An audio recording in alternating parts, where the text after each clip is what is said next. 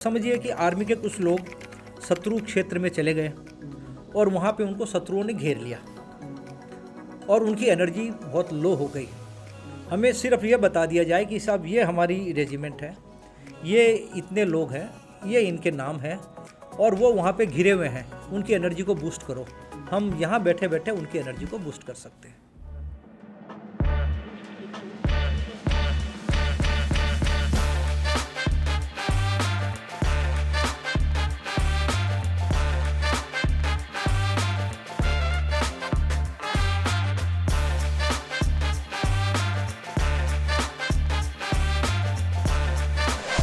Thank you so much sir हमारे pod पे आने के लिए।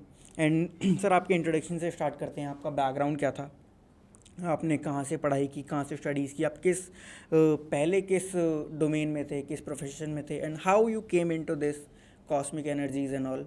आप प्लीज़ सर अपना इंट्रोडक्शन दीजिए। Thank you very much. मैं पद्मनाभम शर्मा, मैंने एमटेक आईआईटी रुड़की से किया था इन 1977। एमटेक करने के पश्चात 1 साल तक मैं गवर्नमेंट कॉलेज नारनौल हरियाणा में लेक्चरर था और उसके पश्चात 1980 में मैंने जियोलॉजिकल सर्वे ज्वाइन किया एज अर्थ साइंटिस्ट। 2014 में मैं जियोलॉजिकल सर्वे ऑफ इंडिया से रिटायर हुआ। While serving in geological Survey of India 1996-97 में मैंने रेकी सीखी, जो एक कॉस्मिक एनर्जी हीलिंग टेक्निक है, और 97 में मैं रेकी ग्रैंड मास्टर बना। सर्विस के दौरान ही मैं रेकी की प्रैक्टिस करने लगा अपने फ्रेंड्स में, अपनी फैमिली मेम्बर्स में, और मैंने देखा कि रेकी के बहुत अच्छे रिजल्ट थे इवन एट डिस्टेंट मोड। मतलब घर बैठे बैठे दूरस्थ कोई पेशेंट है उसको हम रेकी के द्वारा इलाज करके ठीक कर पाने की स्थिति में थे।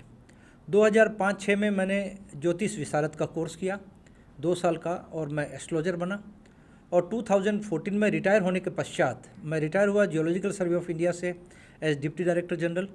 रिटायरमेंट के 1 साल पहले ही मैंने सोच लिया था कि मुझे कॉस्मिक एनर्जी हीलिंग और ट्रेनिंग के फील्ड में ही रिटायरमेंट के बाद काम करना है, और मैंने institute of peace happiness and mind power development establish किया जयपुर में इन 2015 मतलब 2014 में मैं रिटायर हुआ और 2015 में मैंने institute of peace happiness and mind power development start किया, और पिछले 8 साल से मैं कॉस्मिक एनर्जी हीलिंग और ट्रेनिंग के फील्ड में काम कर रहा हूँ। Nice, thank you so much sir thank you for this introduction.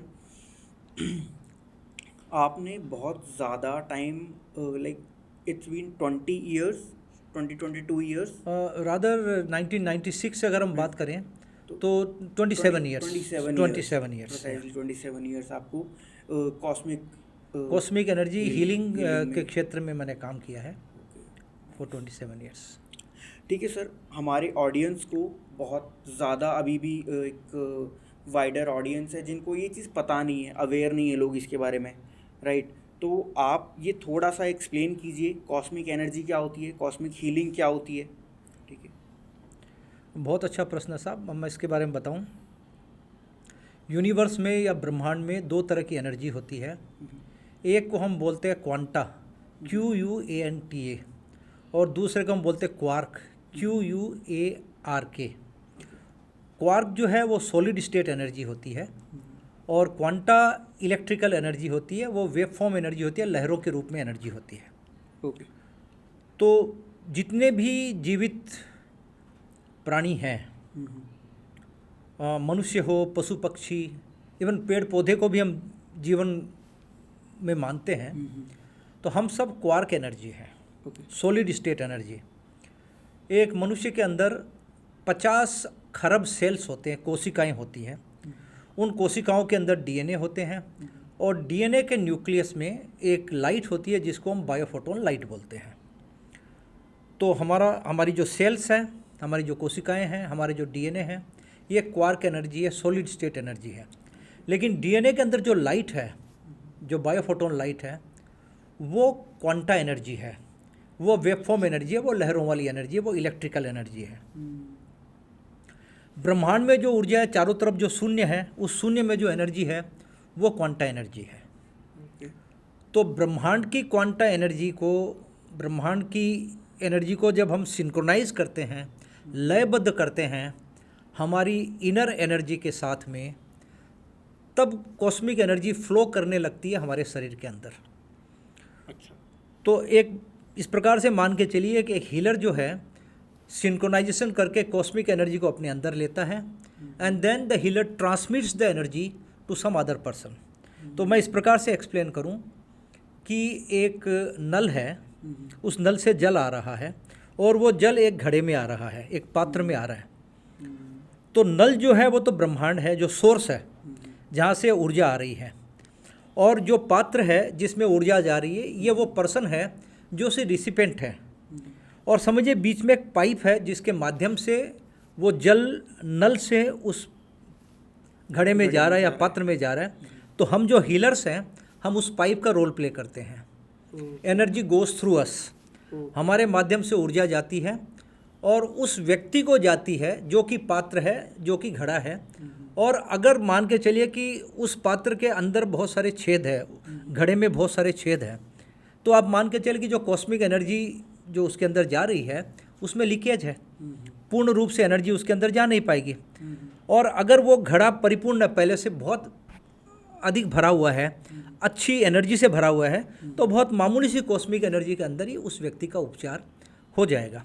तो एक प्रकार से मान के चलें कि जब हम किसी को एनर्जी भेजते हैं तो वो व्यक्ति कहीं भी हो, दुनिया के किसी भी कोने में हो, और इनफैक्ट अगर बोला जाए तो ब्रह्मांड में कहीं भी हो, इससे फ़र्क नहीं पड़ता कि वो पृथ्वी के ऊपर है या चांद पे कोई व्यक्ति चला गया, मंगल पे कोई व्यक्ति चला गया, अचानक उसकी तबीयत खराब हो जाती है, हमारे पास सूचना आती है कि वो एक यहाँ से एक गया था, रॉकेट गया था, सेटेलाइट गया था, सेटेलाइट तो नहीं रॉकेट गया था और वो मंगल पे गया था, वहाँ पे एक व्यक्ति है उसकी तबीयत खराब हो गई, तो हमारे पास उसका फ़ोटो आ जाएगा सेटेलाइट से, we can heal the person, can be anywhere in the universe, ब्रह्मांड में कहीं भी हो सकता है, नॉट ओनली ऑन दिस अर्थ।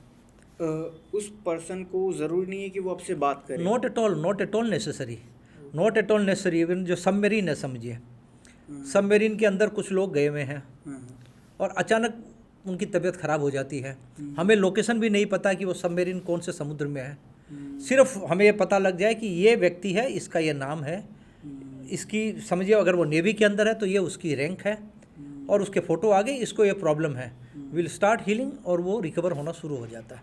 वो व्यक्ति कहीं भी रहे, जल थल नभ, पृथ्वी पे, आकाश में, जल के नीचे, कहीं भी रहे, वो स्वस्थ होने लग जाता है।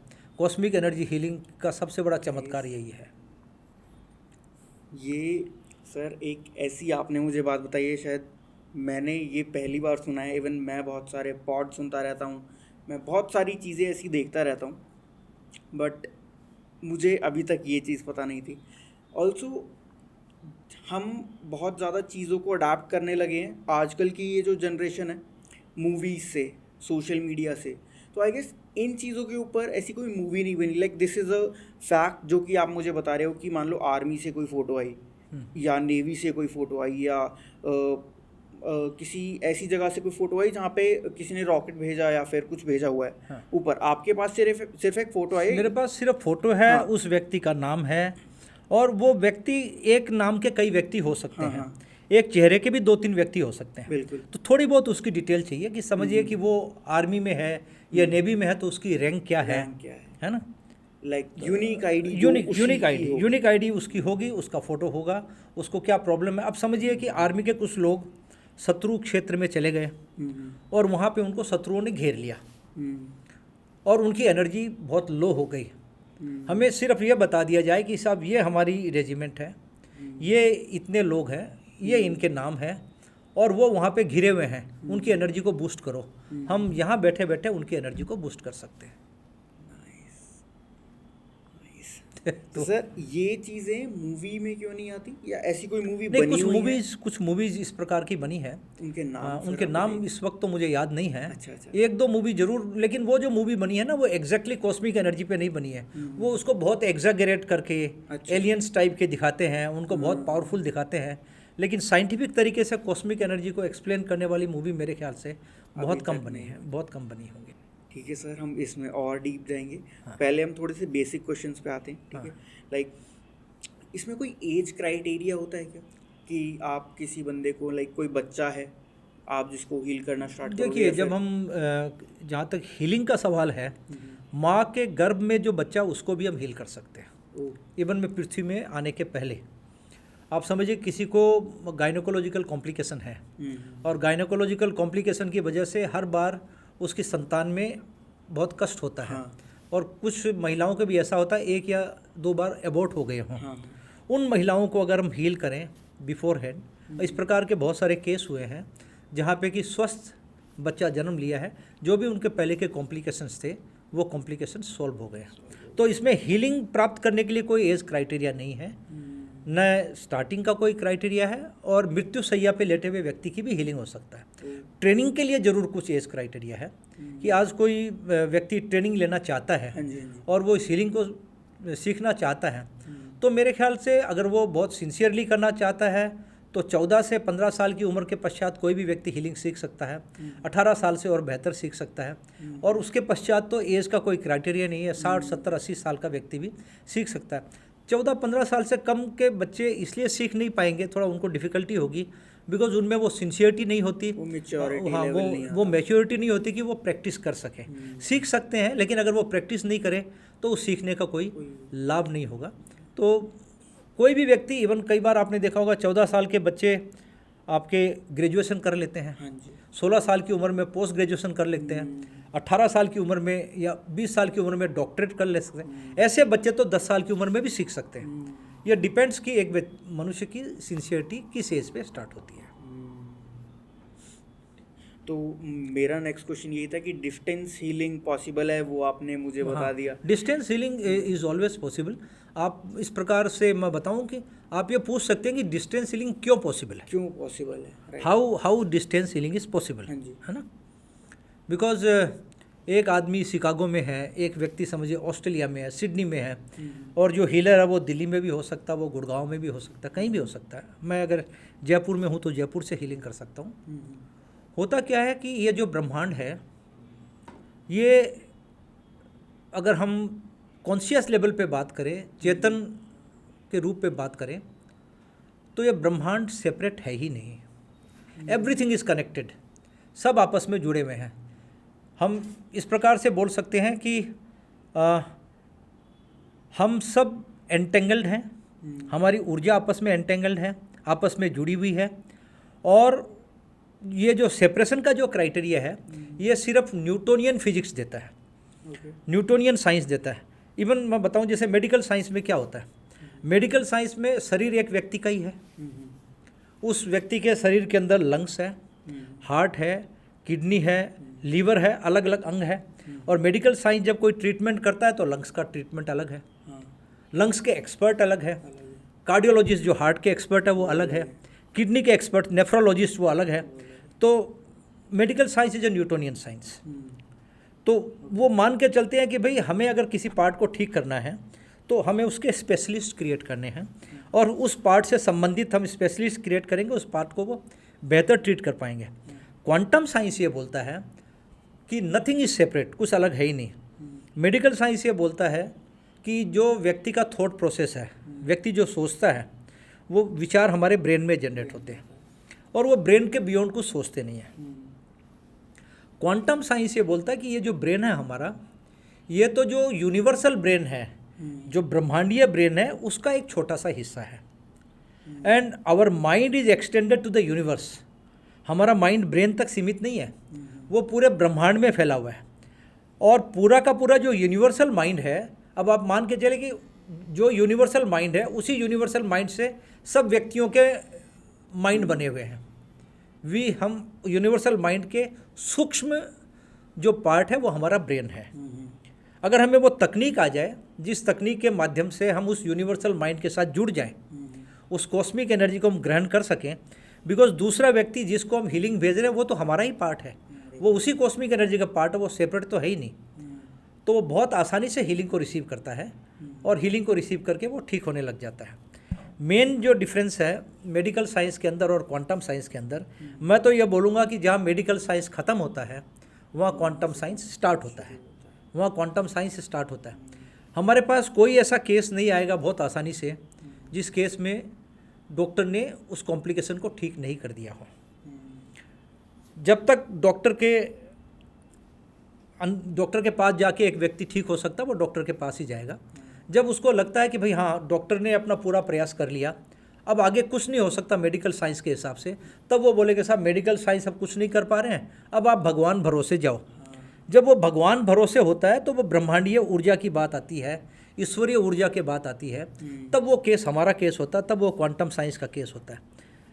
इसके अलावा मेडिकल साइंस के जो बियॉन्ड के केस हैं, जैसे आज किसी बच्चे का व्यवहार खराब है, वो तो कोई मेडिकल केस नहीं है, लेकिन उस बच्चे का व्यवहार खराब होने का अर्थ ये हुआ कि उसके अंदर जो इनर एनर्जी है, जन्म के समय की जो ऊर्जा है, उस ऊर्जा में कहीं ना कहीं कोई प्रॉब्लम है, जिसकी वजह से उस बच्चे की पर्सनैलिटी एक जिसको हम बोलते हैं डिफेक्टिव पर्सनैलिटी के रूप में डेवलप हो रही है। हम उस बच्चे को बिल्कुल नॉर्मल बना देंगे कॉस्मिक एनर्जी हीलिंग के द्वारा। हस्बैंड वाइफ के बीच में बहुत प्रॉब्लम चल रही है, रिलेशनशिप प्रॉब्लम आ रही है, कोई डॉक्टर उसको ठीक नहीं कर सकता, ये मेडिकल केस नहीं है। उस केस को कॉस्मिक एनर्जी के द्वारा, बिकॉज कॉस्मिक एनर्जी क्या करेगी, आज की तारीख में जो हस्बैंड वाइफ में प्रॉब्लम चल रही है वो एबंडेंस की कमी की वजह से चल रही है। एक दूसरे को सहन इसलिए नहीं कर पा रहे कि वो एक दूसरे की बात को स्वीकार नहीं कर पाते।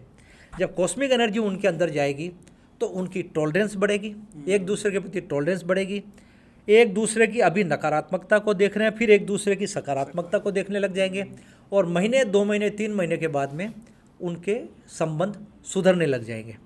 तो कोई ऐसा काम नहीं है जिसको हम कॉस्मिक एनर्जी के द्वारा नहीं कर सकते।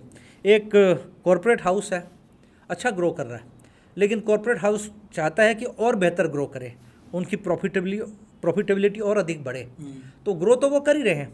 अब समझिए पिछले 5 साल से वो 15% 18% की रेट से ग्रो कर रहा है, वो 25 30 35% की रेट से ग्रो करना चाहते हैं। इसका मतलब यह हुआ कि उस कॉरपोरेट हाउसेज में जितने भी एम्प्लॉयज़ हैं उनकी एनर्जी को अपग्रेड होना पड़ेगा। जब उनकी एनर्जी अपग्रेड होगी तो वो और बेहतर काम करेंगे। तो उस केस में हम पूरे कॉरपोरेट हाउसेज के जो इम्पोर्टेंट एम्प्लॉयज़ हैं उनकी हीलिंग को करके उस कॉरपोरेट हाउसेज को एक बेहतर स्थिति में पहुंचा सकते हैं। बिजनेस के प्रॉफिट में बेहतरी आ सकती है। मतलब कोई ऐसा केस नहीं है जिसमें हम कॉस्मिक एनर्जी को यूज़ नहीं कर सकते।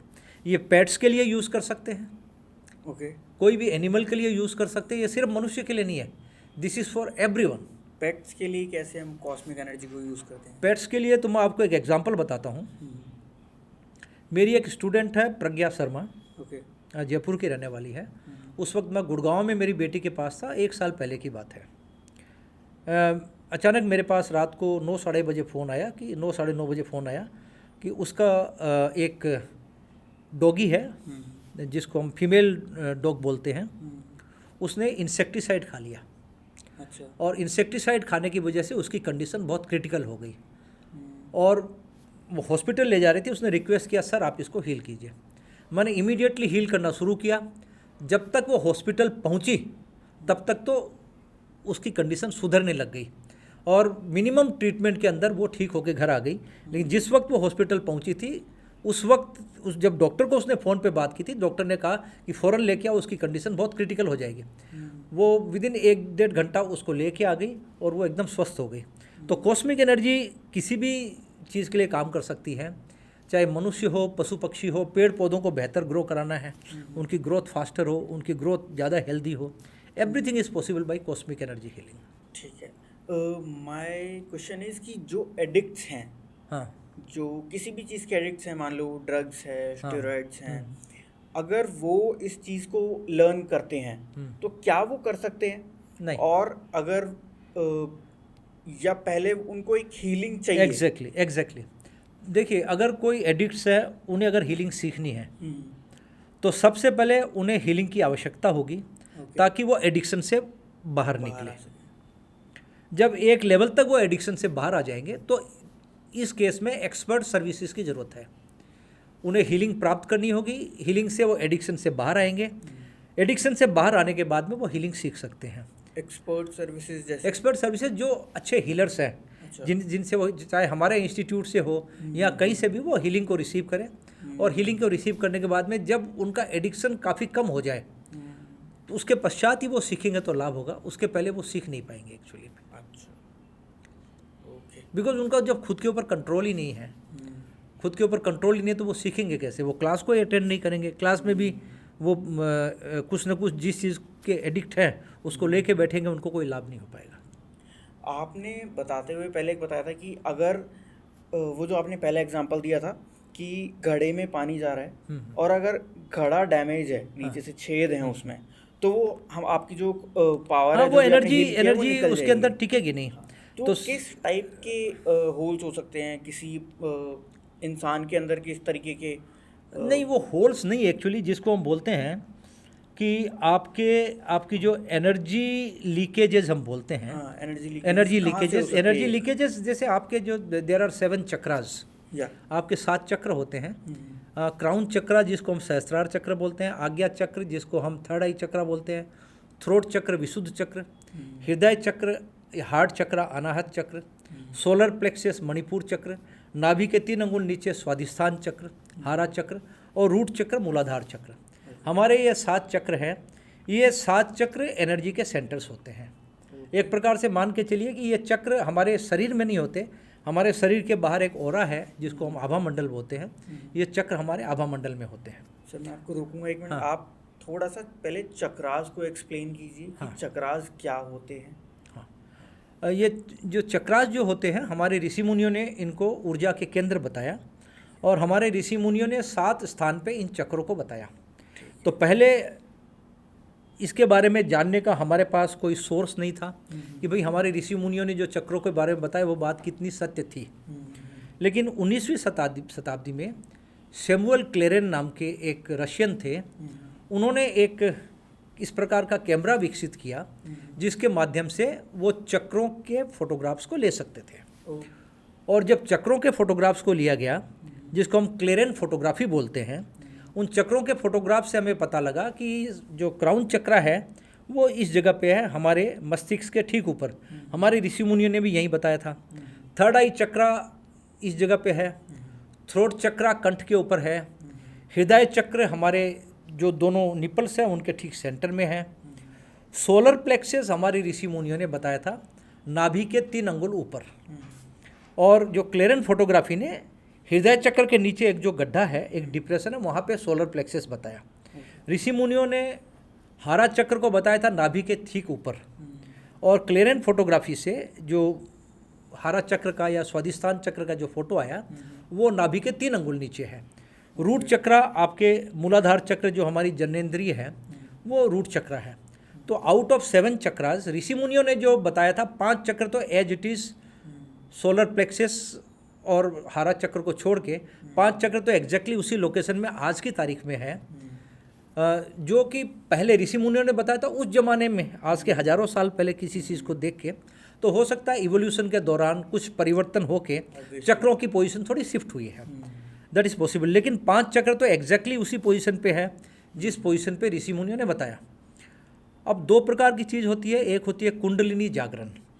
कुंडलिनी जागरण हम करते हैं, मूलाधार चक्र से कुंडलिनी जागृत होती है, फिर स्वादिष्ठान चक्र, फिर मणिपुर चक्र, फिर हृदय चक्र, थ्रोट चक्र, आज्ञा चक्र, उसके बाद में विशुद्ध चक्र पे आती है। और उसके बाद में जब विशुद्ध चक्र जागृत हो जाता है तब हम बोलते हैं कि वो एक सिद्धि को प्राप्ति की तरफ जा रहे हैं। लेकिन हमारी जो एनर्जी हीलिंग है उसके तरीके में और कुंडली जागरण में एक विशिष्ट फर्क है। एक होती है असेंडिंग मोड और एक होती है डिसेंडिंग मोड। असेंडिंग का मतलब नीचे से ऊपर की तरफ, और डिसेंडिंग का मतलब ऊपर से नीचे की तरफ। ये जो असेंडिंग मोड वाला जो प्रक्रिया है ये बहुत कठिन है, ये बहुत साधना की प्रक्रिया है, और ये आपको किसी बहुत अच्छे गाइड के पास सीखना, कुंडली जागरण की जो तरीका है किसी बहुत अच्छे ऋषि मुनि साधक से आपको सीखना पड़ता है, और इसमें कई सालों लग जाते हैं। कॉस्मिक एनर्जी हीलिंग एक ऐसी तकनीक है जिसमें आप ऊर्जा को ग्रहण करते हैं डायरेक्टली क्राउन चक्रा से। ये क्राउन चक्रा से थर्ड आई चक्रा नीचे की तरफ इसका फ्लो होता है, and this is a very easy technique. इस तकनीक को कोई भी व्यक्ति बहुत आसानी से सीख सकता है, लेकिन इसमें सिद्धि को प्राप्त करने के लिए, इसमें सफलता को प्राप्त करने के लिए डिवोशन सीखना बहुत आसान है, लेकिन सीखने के बाद अभ्यास की बहुत आवश्यकता होती है। और अगर कोई व्यक्ति इसका अभ्यास कर लेता है तो वो चमत्कार हासिल कर सकता है। और मैं तो ये समझता हूँ कि हर परिवार के अंदर एक हीलर होना चाहिए। इसके पीछे कारण यह कि रात को 2 बजे अचानक किसी की तबीयत खराब हो जाए, आपके घर के अंदर ही एक हीलर है जो आपको कम से कम हॉस्पिटल सेफली ले जाएगा।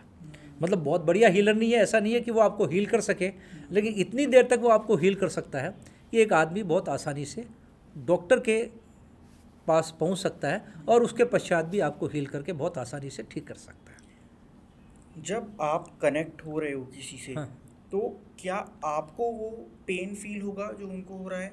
ये बहुत अच्छा प्रश्न है, मैं ये बोलूँगा कि ये बहुत अच्छा प्रश्न है। देखिए, मैं इस प्रकार से एक्सप्लेन करूँगा कि एक व्यक्ति सुरंग के इस पार है, दूसरा व्यक्ति सुरंग के उस पार है, एक टनल है, और उस टनल से आपकी सकारात्मक ऊर्जा, जब आप किसी व्यक्ति के साथ कनेक्ट होते हैं तो आपकी पॉजिटिव एनर्जी उस व्यक्ति की तरफ जाएगी, बिल्कुल। एट द सेम टाइम उसकी नेगेटिव एनर्जी रिलीज होगी। तो जब टनल में ऐसा तो नहीं हो सकता ना साहब कि एक तरफ से ही गाड़ी जा रही है, दूसरी तरफ से भी गाड़ी आपकी तरफ आएगी। तो ये देव और दानव का युद्ध है। देव अगर स्ट्रांग है, देव जीतेगा, दानव अगर स्ट्रांग है तो दानव जीतेगा। तो जब जो व्यक्ति समझे रेकी सीखता है या कोई भी कॉस्मिक एनर्जी हीलिंग सीखता है, लेकिन प्रैक्टिस नहीं करता है, और बिना प्रैक्टिस किए, बिना किसी ने बताया साहब मेरे परिवार में किसी की तबीयत खराब है, आपने रेकी सीखी हुई है, आपने क्वांटम हीलिंग सीखी हुई है, आपने कोई दूसरी पद्धति सीखी हुई है, आप उसको हील कर सकते हो क्या? और उसने बोलेगा मैं हील कर दूंगा, वो हीलिंग करना शुरू करेगा इमीडिएटली, बिकॉज उसकी तो एनर्जी सकारात्मक बहुत ज़्यादा है नहीं, वो प्रैक्टिस नहीं कर रहा है।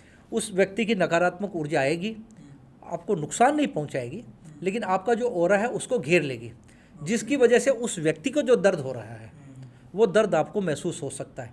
वो पेन आपको, कोई ज़रूरी नहीं है कि किसी को हार्ट की प्रॉब्लम है तो हार्ट में ही आपको पेन हो, लेकिन वो हो सकता है आपके पाँव में दर्द हो जाए। उसकी नकारात्मकता आपको इफेक्ट करेगी, और जब उसकी नकारात्मकता आपको इफेक्ट करेगी, इमीडिएटली आपको लगेगा कि समथिंग इज़ रॉन्ग, मेरी एनर्जी लो हो रही है, तो आप डर के मारे हो सकता है हीलिंग बंद कर दो। तो इसलिए सबसे ज़्यादा आवश्यक बात इस बात की है कि आप ये समझें कि आपने इतनी अच्छी विद्या सीखी है तो आप उसका अभ्यास करें। अगर आप अभ्यास करके अपने आप को शक्तिमान बना लेंगे, अपने आप को स्ट्रॉन्ग बना लेंगे, तो फिर आपको वो एनर्जी, नकारात्मकता आपके अंदर आएगी ही नहीं।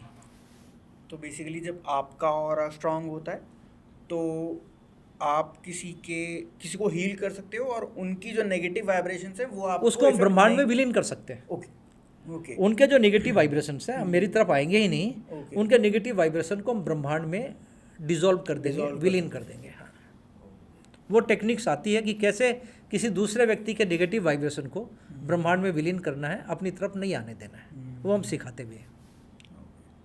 तो सर आपके जो, अगर आपको किसी को हील करना है, हाँ, किसी को हील होना है, तो उसके क्या सेशंस लगते हैं या एक ही सेशन में वो हो जाता है? नहीं, उसके कई सेशंस होते हैं। अच्छा, ये डिपेंड करता है कि प्रॉब्लम कितनी हाँ, बड़ी वो डिपेंड करता है कि प्रॉब्लम किस प्रकार की है। अच्छा, इसमें आप ये भी पूछ सकते हैं कि भाई अब वो व्यक्ति है, क्या उस व्यक्ति को फील होना ज़रूरी है उस वक्त जब आप हीलिंग कर रहे हैं? तो देखिए, ऐसा होता है कि अगर उस व्यक्ति को पता है कि मेरी हीलिंग हो रही है, तो बेहतर है उस दौरान अगर कुछ समय के लिए वो रिलैक्स कर ले, अगर वो लेट जाए तो उसको थोड़ा सा महसूस होगा, बेहतर लगेगा। लेकिन जैसे जो आईसीयू में जो पेशेंट है, जो पेशेंट ऑलरेडी कोमा में है, उनको तो पता ही नहीं कि उनकी हीलिंग चल रही है, लेकिन वो हीलिंग को रिसीव करते हैं और स्वस्थ होकर बाहर निकलते हैं। तो ये आवश्यक नहीं है।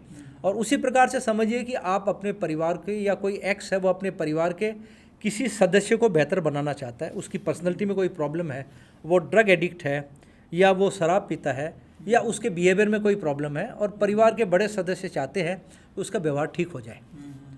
तो उस व्यक्ति को अगर आप बताएंगे कि भाई तेरा व्यवहार खराब है, हम तुम्हें सुधारना चाहते हैं, तो वो तो उस चीज़ को स्वीकार करेगा ही नहीं।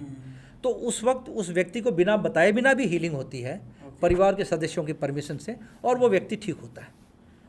तो फिर हम उसको अप्रिशिएट करते हैं, भाई ये तुम्हारा एफर्ट है, तुम कोशिश कर रहे हो, और जिसकी वजह से तुम ठीक हो रहे हो। नाइस। बहुत सारी जिंदगियां चेंज, बहुत सारे मतलब एक प्रकार से मान के चलिए कि ये एक मैजिक है जिसको बहुत डिवोशन के साथ करना पड़ता है। और कोई भी प्रॉब्लम हो, मैं मान के चलता हूँ कि ऐसी कोई प्रॉब्लम नहीं है जो इससे ठीक ना हो सके। तो सर इसका ओके, हमने ये बात कर ली कि जब किसी को सेशन चाहिए होता है तो उसकी प्रॉब्लम पे ये डिपेंड होता है, और इसके चार्जेस किस तरीके से वेरी करते हैं? देखिए, सेशन के हिसाब से चार्जेस होते हैं, जो कम से कम जैसे 20 मिनट्स का सेशन जो है, depending on the type of problem, 500 rupees से लेके 1500 रुपीज़ तक होता है। ओके। हाँ, इवन 2000 रुपीज़ तक जाता है। अब समझिए कि एक परिवार में 4-5 सदस्य हैं और उनके आपस में रिलेशनशिप प्रॉब्लम है, तो उस केस में आपको हीलिंग तो चारों पांचों लोगों को देनी पड़ेगी, एक व्यक्ति को तो आपको सुधारना नहीं है। तो उस केस में हम ग्रुप फोटो मंगाते हैं, और ग्रुप फोटो मंगा के हम एक व्यक्ति को हील नहीं कर रहे हैं, पूरी की पूरी फैमिली को हील कर रहे हैं। तो उस वक्त मान के चले कि पर सेशन 1500 से 2000 रुपये भी लग जाते हैं, और सिंगल पर्सन का अगर सेशन होता है तो 500 के आसपास 20 मिनट्स का सेशन का चार्जेस होता है। तो कई बार सीरियस पेशेंट होते हैं, दिन में 5 बार हील करना पड़ता है, 6 बार हील करना पड़ता है, तो मान के चलिए 2500, 3000, इवन 8 बार हील करना पड़ता है, तो 4000 रुपीज़ पर डे के हिसाब से हीलिंग के चार्जेस होते हैं। और आप जिस इंस्टीट्यूट मतलब जो आप पढ़ाते हैं, हाँ। तो वो जो लर्निंग आप देते हैं वो कितने मंथ कितने ड्यूरेशन का होता है? देखिए अलग अलग ट्रेनिंग प्रोग्राम है। जैसे मेरा एक ट्रेनिंग प्रोग्राम है रीस्क्रिप्टिंग एस्ट्रोसाइकोलॉजी। ओके। तो रीस्क्रिप्टिंग एस्ट्रोसाइकोलॉजी मेरा ही ट्रेनिंग प्रोग्राम है, जिसमें एस्ट्रोलॉजिकल एनर्जी को हम अपलिफ्ट करते हैं और पूरी की पूरी एस्ट्रोलॉजिकल एनर्जी को हम एक पॉजिटिव एनर्जी बना देते हैं। देयर 9 प्लैनेट्स होते हैं, और 9 प्लैनेट्स एक एस्ट्रोलॉजिकल चार्ट पे 12 हाउसेस में हम उनको देखते हैं। तो होता क्या है कि वो जो एस्ट्रोलॉजिकल प्लैनेट जन्म के समय जब जिस स्थान पे वो बैठे हुए थे, उस हिसाब से एक आदमी की पर्सनैलिटी डेवलप होती है। और एस्ट्रोलॉजिकल चार्ट को देख मैं एस्ट्रोलॉजर भी हूँ। 2005-06 में मैंने ज्योतिष विशारद का कोर्स किया था, और उसके बाद में रिटायरमेंट के बाद मैंने NLP कोच बना। उसके बाद मैंने क्वांटम हीलिंग सीखी, रीस्क्रिप्टिंग एस्ट्रोसाइकोलॉजी टेक्निक डेवलप की, और बहुत सारी टेक्निक डेवलप की। तो अब रीस्क्रिप्टिंग एस्ट्रोसाइकोलॉजी का अगर मैं किसी को ट्रेनिंग देना चाहता हूँ कि उसकी एस्ट्रोलॉजिकल एनर्जी को चेंज करनी है, तो ये 4 मंथ्स ट्रेनिंग प्रोग्राम है, है ना। उसी हिसाब से एक quantum resonance for abundant wealth, हम किस प्रकार से धन चेतना को विकसित कर सकते हैं, ये 2 महीने का ट्रेनिंग प्रोग्राम है। उसी हिसाब से quantum healing for excellence in relationship, ये 1.5 महीने का ट्रेनिंग प्रोग्राम है। क्वांटम हीलिंग प्रैक्टिशनर प्रोग्राम, ये 4 महीने का ट्रेनिंग प्रोग्राम है। इस हिसाब से there are various training programmes. जो एक है करुणा से कुबेर, जो किस प्रकार से आप कंपेशन की एनर्जी से अपने आप को और बेहतर कर सकते हैं, अपने व्यापार को बेटर बना सकते हैं। कंपेशन से रिचनेस, करुणा से Kuber, it's 3 months training programme. तो अलग अलग ट्रेनिंग प्रोग्राम हैं जो कोई भी व्यक्ति इनको सीख सकता है। तो आप ये ऑफलाइन क्लासेस देते हैं या फिर online? Mostly online classes, mostly online classes. उसके पीछे कारण है कि जो सीखने वाले हैं वो पूरे भारत में हैं, है ना भाई। आज अगर मैं ऑफलाइन क्लास लूँ तो जयपुर में 2 आदमी कोई इंटरेस्टेड है, 4 आदमी इंटरेस्टेड है, वही आएंगे। ऑनलाइन में क्या होता है कि पूरे इंडिया से लोग जुड़ सकते हैं, इंडिया के बाहर के लोग भी जुड़ते हैं। बिल्कुल। तो सबसे बड़ा फ़ायदा है। और कोई अगर कभी जयपुर में आता है या मैं कहीं बाहर जाता हूँ तो कई बार ऑफलाइन क्लासेस भी लेते हैं, लेकिन most of the classes online classes होती है।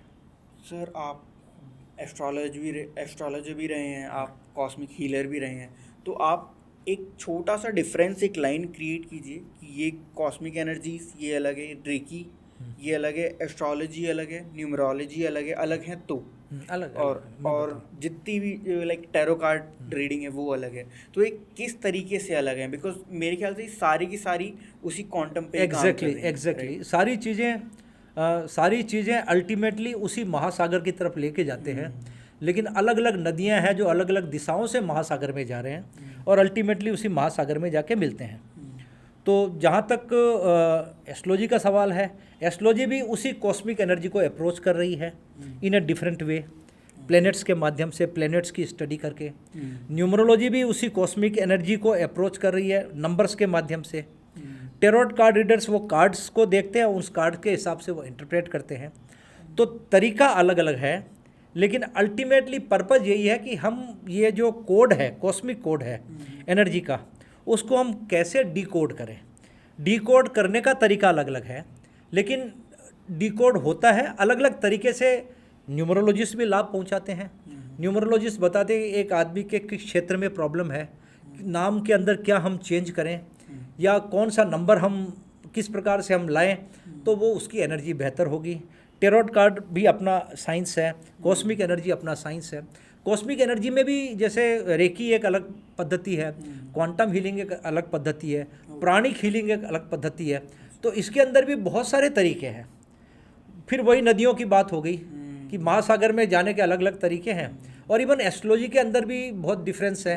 पारासर पद्धति है, उसका तरीका अलग है, जेमिनी पद्धति का तरीका अलग है, केपी सिस्टम अलग है। सारे सिद्धांत अलग अलग है, कुछ चेंजेस हैं उनके अंदर, कुछ सिमिलरिटी है, लेकिन अल्टीमेटली ये है कि मेन जो ईश्वरीय जो चेतना है, ईश्वरीय चेतना के पास हम कैसे पहुँचे। अलग अलग लोगों ने जिनको जैसा इंट्यूशन मिला उस इंट्यूशन के हिसाब से उन्होंने चीज़ों को डेवलप की और फिर फर्दर उनका डेवलपमेंट हुआ। डिफरेंस भी है and at the same time purpose is same, हम कॉस्मिक कोड को कैसे डिकोड करें। सर आजकल बहुत सारे बच्चे हैं जो बहुत सारे कॉम्पिटिटिव एग्ज़ाम्स की तैयारी कर रहे हैं, राइट, एंड जब वो उस चीज़ को अचीव नहीं कर पाते हैं, लाइक बहुत सारे री अटैम्प्ट्स भी देते हैं, नीट के भी बहुत सारे री अटैम्प्ट्स दिए जाते हैं, तो ऐसे बहुत सारे कॉम्पिटिटिव एग्ज़ाम हैं जिनकी स्टूडेंट्स लाखों में तैयारी कर रहे हैं, जिनकी सीट्स बहुत कम होती हैं। So when they are not able to meet their goals, वो सुसाइड अटैम्प्ट करते हैं। तो जो हीलिंग है, कॉस्मिक हीलिंग है, ये कैसे इस एरिया में हेल्प कर सकती है? ये बहुत अच्छा प्रश्न है। इसमें मैं बताना चाहूँगा, सबसे पहले तो मैं पेरेंट्स को एडवाइस देना चाहूँगा। होता क्या है कि हम जीवन में जिस चीज़ को अचीव करना चाहते हैं, समझिए कि आज मैंने IIT रुड़की से किया और मेरी इच्छा होगी कि मेरा बेटा भी IIT से ही पढ़ाई करे, तो बच्चों से उनकी एक्सपेक्टेशन बहुत ज़्यादा होती है और एक्सपेक्टेशन की वजह से अगर वो बच्चा, ज़रूरी नहीं है कि वो IIT मटेरियल हो, वो एक कलाकार हो सकता है, वो एक कवि हो सकता है, उसके अंदर एनर्जी किसी और प्रकार की हो सकती है। मतलब हर व्यक्ति के अंदर ऐसी ऊर्जा है कि वो किसी न किसी क्षेत्र में विशिष्ट है। ज़रूरी नहीं है कि उस क्षेत्र में विशिष्ट हो जिस क्षेत्र में आप उसको विशिष्ट देखना चाहते हैं। अब वो पेरेंट्स फोर्सफुली उनको जो कोचिंग सेंटर्स उनमें एडमिट कराते हैं। कोचिंग सेंटर्स का सिस्टम ऐसा है कि वो जो बहुत अच्छे स्टूडेंट्स होते हैं उन्हें वो अलग एक प्रेफरेंस देते हैं, अलग बैच बना देते हैं। और जो बच्चे कमज़ोर होते हैं, पहले तो वो IIT मटेरियल ही नहीं है, समझिए 4000 5000 सीट के लिए कई लाख बच्चे बैठते हैं, है ना। तो सबसे पहले पेरेंट्स को अपने बच्चों की जो इनर स्ट्रेंथ है उनको जज करना चाहिए और उनकी जज करने के पश्चात ही ये देखना चाहिए कि क्या हमें उनको IIT के लिए तैयारी करवाएं। बिकॉज जब बच्चा, और दूसरा, अगर तैयारी करवा भी रहे हैं तो उनको एकदम रिलैक्स मूड में जाने दीजिए कि बेटा मेहनत करके तैयारी कर, निकल गया तो बहुत अच्छी बात नहीं है, बहुत अच्छी बात है, अगर नहीं निकल पाए तो हम तुम्हारे साथ हैं, वी आर विथ यू। जब बच्चा अपने आप को अकेला देखने लग जाता है, वो लगता है कि मैं अचीव नहीं कर पा रहा हूँ और पेरेंट्स का प्रेशर है कि तुम्हारे ऊपर हम इतना लाखों रुपया खर्च कर रहे हैं, हम कितनी मेहनत से ये पैसे ला रहे हैं एंड तुम अचीव नहीं कर पा रहे हो, तो एक ऐसा वक्त आता है जब वो बच्चा टूट जाता है और देन ही plans to commit suicide. Cosmic energy healing को जो पेरेंट्स अपने बच्चों को IIT जैसे सेंटर्स में एडमिट कराते हैं, जब वो लाखों रुपया उस एडमिशन के लिए देते हैं तो हज़ारों रुपया अगर वो खर्च करें ऑन कॉस्मिक एनर्जी हीलिंग, या तो वो खुद सीख के अपने बच्चों को हील करें या इंस्टीट्यूट से हील कराएं, तो डेफिनेटली उन बच्चों की एनर्जी अपग्रेडेड रहेगी, उन बच्चों की फाइटिंग स्पिरिट बहुत अच्छी रहेगी। वो निकलें या ना निकलें लेकिन वो हारेंगे नहीं, उनका और गोल को देखने का तरीका बदल जाएगा and they will perform better. वो बेहतर परफॉर्म करेंगे और बेहतर परफॉर्म करके उनमें वो शक्ति आ जाएगी कि हमें किसी भी हालत में हार नहीं माननी है। फर्स्ट अटेम्प्ट है तो बहुत अच्छी बात है, सेकंड अटेम्प्ट में मैं और कोशिश करूँगा, थर्ड अटेम्प्ट में और कोशिश, वो हार नहीं मानेंगे। और बहुत ज़्यादा संभावना इस बात की है कि अगर कॉस्मिक एनर्जी हीलिंग ढंग से अगर उन बच्चों को दिलाई जाए तो वो उनकी रैंक काफ़ी अच्छी रहेगी और उनकी पास होने की संभावना बहुत बढ़ जाएगी। बिकॉज एग्ज़ाम के दिनों में भी अगर हीलिंग दी जाए बच्चों को तो बहुत शांत मन से एग्ज़ाम देते हैं and definitely their performance enhances, उनकी परफॉर्मेंस बढ़ जाएगी, बेहतर हो जाएगी। It definitely helps. दो बच्चों को अगर हम लें कि एक बच्चा सिंपली एग्ज़ाम की तैयारी कर रहा है और सारे दिन स्ट्रेस में रहता है, और एक दूसरा बच्चा है जिसको हमने हीलिंग सिखा दी और वो एग्ज़ाम की तैयारी भी कर रहा है और अपने आप को हील कर रहा है, या उनके पेरेंट्स उनको हील कर रहे हैं या कोई संस्था उनको हील कर रही है, तो दोनों बच्चों की एनर्जी लेवल में ज़मीन आसमान का। यह बच्चा कभी सुसाइड करने की सोचेगा भी नहीं जिसको हीलिंग प्राप्त हो रही है। वो और 10 लोगों को मोटिवेट करेगा कि भैया मेहनत करो, हम डेफिनेटली निकलेंगे। कई और बच्चों को चेंज करेगा जो शायद उन बच्चों को भी सुसाइड वो नहीं करे, जिन बच्चों को ये मोटिवेट करता है, जो आपका उसकी जो ऑरा है। बिल्कुल बिल्कुल। सर इसकी मुझे बहुत ज़्यादा पर्सनली इच्छा है कि आप इसकी थोड़ी सी हिस्ट्री बताओ। हाउ कॉस्मिक एनर्जी हमको कहाँ से पता चला, हाँ। इसका लाइक जो सोर्स ऑफ इंफॉर्मेशन था हमको कहाँ से मिला, देखिए, ये पैदा कहाँ से हाँ हुई, हाँ ऑल्सो क्या ये हमारे हिंदू मिथोलॉजी में आई पहले कहीं पे? एग्जैक्टली। ठीक है। देखिए, अगर हम इसकी सोर्स की बात करें तो हजारों साल पहले हमारे ऋषि मुनि तपस्या करते थे, और भारत के ऋषि मुनि और तिब्बत के लामा, ओके। उनका सिद्धि का तरीका अलग था, भारत के ऋषि मुनियों का तरीका अलग था। वो पहाड़ पे चले जाते थे, एकाकी रह के दिन भर वो साधना करते थे। उस साधना के दौरान उन्हें कुछ इंट्यूशंस आते थे, अच्छा। अंतरात्मा की आवाज़। उस इंट्यूशन की बेसिस पे वो काम करते थे, और इंट्यूशन की बेसिस पे ही उन्होंने कॉस्मिक एनर्जी के बारे में उनको ज्ञान की प्राप्ति हुई। हमारे ऋषि मुनियों को, तिब्बतियन लामा को प्राप्त हुई। एस्ट्रोलॉजी भी ऋषि मुनियों ने विकास किया, उन्हें कुछ ज्ञान की प्राप्ति हुई, उसकी बेसिस पे उन्होंने एस्ट्रोलॉजी का विकास किया। लेकिन एक वैज्ञानिक तरीके से ये जो हीलिंग की जो पद्धति है, ये सबसे पहले आई रेकी के नाम से। हाँ, 19वीं शताब्दी में जापान में डॉक्टर मिकाओ उसेई थे। He was dean of Kyoto university, Kyoto विश्वविद्यालय के डीन थे। एक सेमिनार चल रहा था, वो क्रिश्चियन यूनिवर्सिटी थी। उस सेमिनार के अंदर एक विद्यार्थी ने उन्हें एक सवाल पूछा कि सर, हमने सुना है कि जीसस क्राइस्ट किसी भी व्यक्ति को स्पर्श करके या दूर से आशीर्वाद करके ठीक कर दिया करते थे, आप इस बात की सत्यता को मानते हैं क्या? उन्होंने कहा, मेरा पूर्ण विश्वास है कि ये बात सत्य थी। फिर उन्होंने कहा, इसका वैज्ञानिक आधार क्या है, और क्या आप आज की तारीख में किसी ऐसे व्यक्ति को जानते हैं जो दूर से आशीर्वाद देके या स्पर्श करके किसी को ठीक कर सके? वो इन प्रश्नों का जवाब नहीं दे पाए।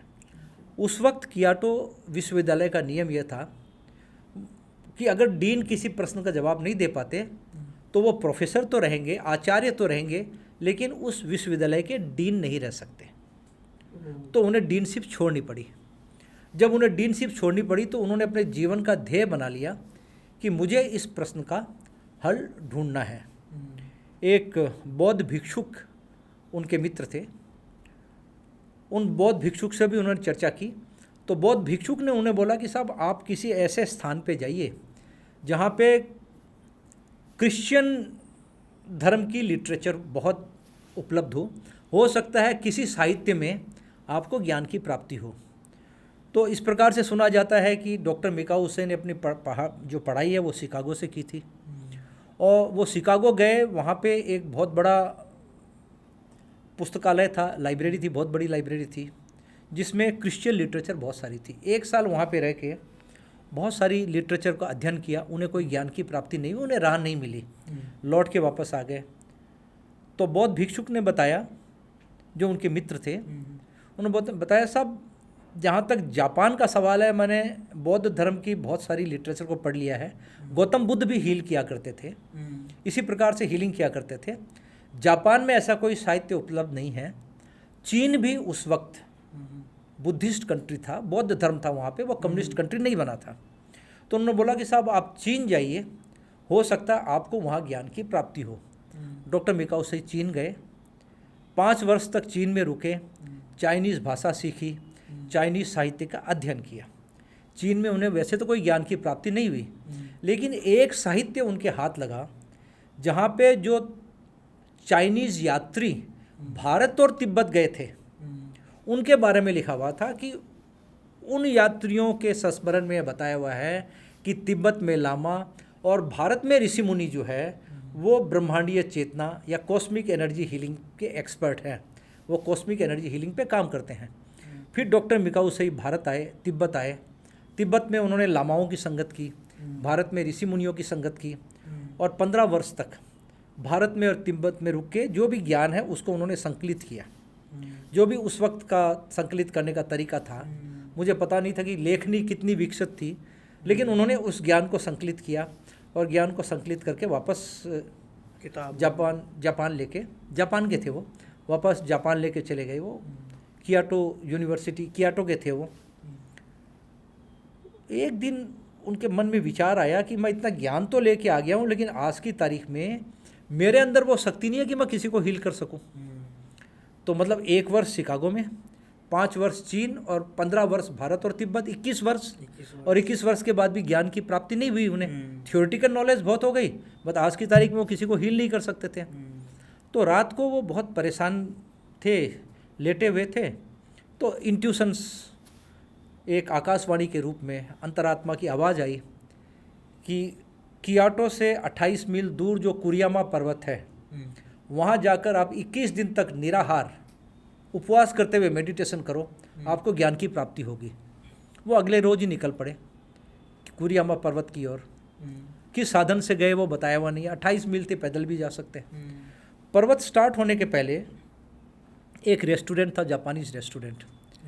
तो वहाँ पे रेस्टोरेंट के मालिक से मिले। उन्होंने बताया कि मैं इस प्रकार से आया हूँ और कुरियामा पर्वत पे जाके मैं साधना करूँगा। तो वो जो रेस्टोरेंट के मालिक थे, उनकी बेटी के मसूड़े में बहुत स्वेलिंग थी। उन्होंने बोला, साहब अगर आपको ज्ञान की प्राप्ति हो जाए तो आप मेरी बेटी को ठीक करना। उन्होंने प्रॉमिस किया। कुरियामा पर्वत पे चढ़ गए। 21 दिन तक वहाँ पे निराहार मेडिटेशन किया। उनका तरीका यह था कि 21 छोटे छोटे पत्थर उन्होंने इकट्ठे कर लिए। एक दिन समाप्त होता था, एक पत्थर को उठा के फेंक देते थे, फिर काउंट करते थे कि 20 दिन बचे हुए हैं। 21वां दिन शुरू हुआ, सुबह दोपहर शाम हो गई। लगता था कि आधी पौन घंटा में, घंटा भर में अंधकार हो जाएगा, ज्ञान की कोई प्राप्ति नहीं हुई। तभी अचानक उन्हें लगा कि सूर्य की तरफ से बहुत तीव्र रोशनी उनकी तरफ आ रही है। वो जी खड़ा करके बैठे रहे। एक बार घबरा गए थे कि पता नहीं क्या है। फिर उन्होंने बोला, लेट मी सी कि ये क्या, मतलब ये जो रोशनी आ रही है, ज्ञान ही किसी न किसी रूप में आ रहा होगा। वो आभा आई और उनके आज्ञा चक्र में प्रवेश कर गई। वो एकदम एनर्जाइज हो गए और उसी दौरान कुछ सिम्बॉल्स, प्रतीकात्मक चिन्ह उनकी आंखों के सामने से गुजरे।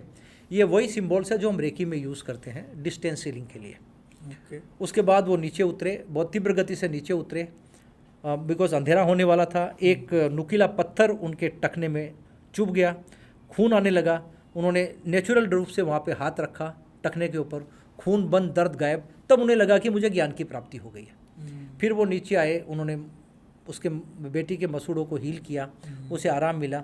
इस प्रकार से एक, अगर हम देखें कि साधारण मनुष्य को जो कॉस्मिक एनर्जी हीलिंग के बारे में जो पता लगा है, वो रेकी के माध्यम से ही पता लगा, जहाँ तक मेरा ज्ञान है। और उसके पश्चात प्राणिक हीलिंग और कई प्रकार की तकनीक आई। क्वांटम हीलिंग तकनीक तो बहुत रिसेंट तकनीक है, क्वांटम हीलिंग के नाम से। और डिस्टेंस हीलिंग तो मैंने स्वयं प्रैक्टिस करके देखी है बहुत से केसेस में, बहुत से कॉम्प्लिकेटेड केसेस में। Is always successful. डिपेंड करता है आपके बिलीव के ऊपर, जो व्यक्ति हील कर रहा है।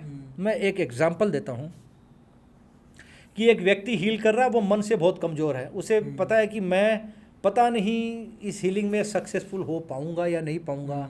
इतने बड़े बड़े डॉक्टर ने मना कर दिया कि ये मरीज़ ठीक नहीं हो सकता मेडिकल साइंस के हिसाब से। मैं तो एक हीलर ही हूँ, पता नहीं मेरे से होगा या नहीं होगा। यह जब पता नहीं का कंसेप्ट जब होगा ना सब, तो ब्रह्मांड के अंदर एक zone of potentiality with waves of possibility है। क्षमताओं का जोन है जिसमें संभावनाओं की लहरें हैं, और वहाँ से आप उन्हीं लहरों को ड्रॉ करते हैं जैसा आप ड्रॉ करना चाहते हैं।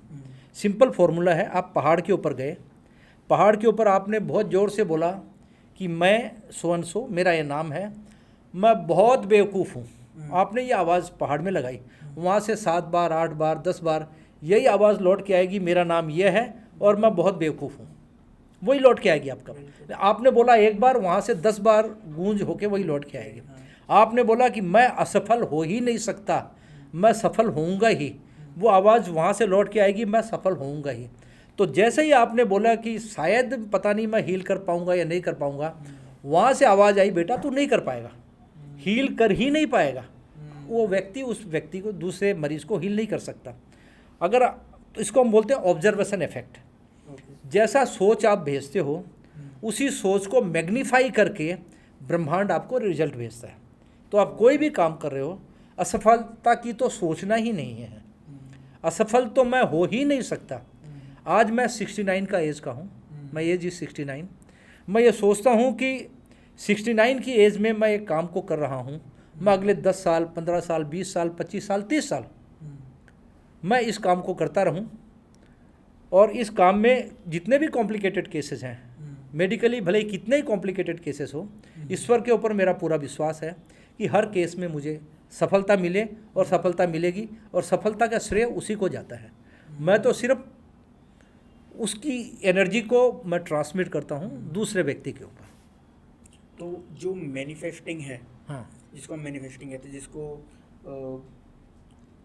जो हम सोचते मैनिफेस्टेशन, हैं, जो हम manifestation मैनिफेस्टेशन जो की हम बात करते हैं, करते हैं। मैनिफेस्ट करते हैं, हम अफर्म करते हैं बहुत सारी हाँ, हाँ। चीज़, रोज सुबह उठ के 100 बार हाँ, 100 बार वही चीज़ चैंट करना, किसी मंत्र को नहीं, पर जो मैं चाहता हूँ, मुझे बड़ा घर चाहिए, मुझे बहुत पैसा चाहिए, मुझे शांति चाहिए, ये मैं रिपीट अपने दिमाग में बार बार वो चीज़, ताकि वो सबकॉन्शियस में चला जाए मेरी, राइट। तो ये मैनिफेस्टिंग भी रिलेट करता है एग्जैक्टली मैनिफेस्टेशन भी कॉस्मिक एनर्जी का ही एक पार्ट है। एवरीथिंग एक्चुअली सब कुछ कॉस्मिक एनर्जी का पार्ट है। मैनिफेस्टेशन का मतलब ये हुआ कि जो आप चाहते हैं, ईश्वरीय शक्ति ऐसा संयोग बनाए, ऐसी अपॉर्चुनिटी बनाए कि वो आपकी चाहत एक साकार रूप में आए। That is manifestation. आपकी चाहत जो बनना चाहते हैं वो एक साकार रूप में आए। But that has to be clear, that has to be clear, very clear. Manifestation के समय एक व्यक्ति को 0 पॉइंट एनर्जी पे जाना चाहिए। मन के संदेह को बिल्कुल ख़त्म करना है। एक मन के संदेह के साथ आप कोई भी मैनिफेस्टेशन करेंगे, आपको सफलता नहीं मिलेगी। मैं एक उदाहरण बताता हूँ कि एक व्यक्ति के परिवार में 6 लोग बिजनेस में फेलियर हैं। 6 लोगों ने बिजनेस किया, 6 के 6 फेलियर हो गए। 2 करोड़ रुपया, 3 करोड़ रुपया उन्होंने बाज़ार से उधारी कर ली। अब 7वां मेंबर है, उसको गवर्नमेंट जॉब नहीं मिली, अच्छी कोई जॉब नहीं मिली। अब जो भी बिजनेस उन्होंने एस्टेब्लिश किया था, भले ही वो फ़ायदे में हो या घाटे में हो, वो ग्रोसरी शॉप के रूप में या किसी भी रूप में, वही उनको, उस व्यक्ति को एज ए लीगेसी मिली है और उसको डेवलप करना है। अब वो मैनिफेस्टेशन सीख लिया।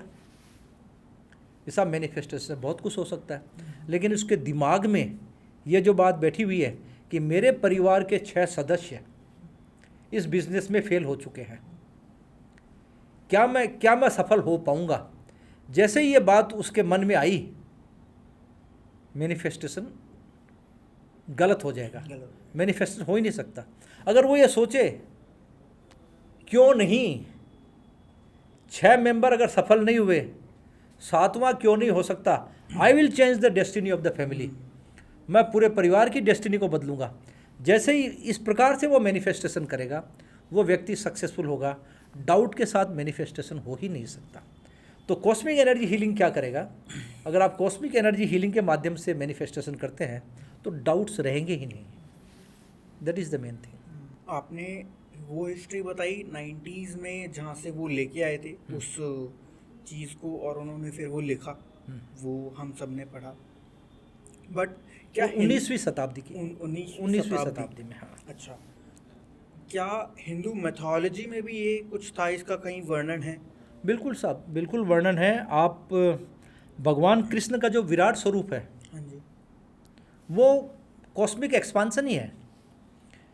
इनफैक्ट हमारी गीता के अंदर तो कॉस्मिक एनर्जी हीलिंग को कई तरीक़ों से बताया हुआ है, कई प्रकार से बताया हुआ है।